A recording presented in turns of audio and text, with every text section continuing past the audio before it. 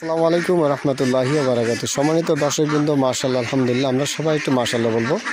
আমাদের পাখিরা আলহামদুলিল্লাহ খাবার জন্য প্রস্তুত। আমাদের দেখলেই আলহামদুলিল্লাহ সাথে সাথে ডাকাডাকি শুরু যায়। কি আপনাদের ক্ষুধা লেগেছে? হ্যালো, ক্ষুধা লেগেছে? দেখছেন কথা বলে আমাদের সাথে, মাশাআল্লাহ আলহামদুলিল্লাহ।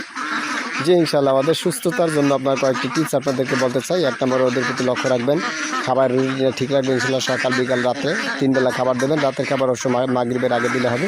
আর যদি কখনো বেশি আপনার ঠান্ডা লেগে যায় তাহলে অবশ্যই লাইসিডিট খাওয়াবেন। হ্যাঁ, প্রতি 1 লিটার পানিতে 1 গ্রাম।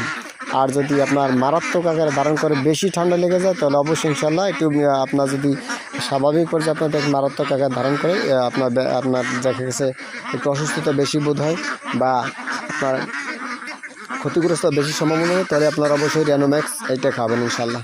আর 2 লিটারে 1 গ্রাম। আসসালামু আলাইকুম।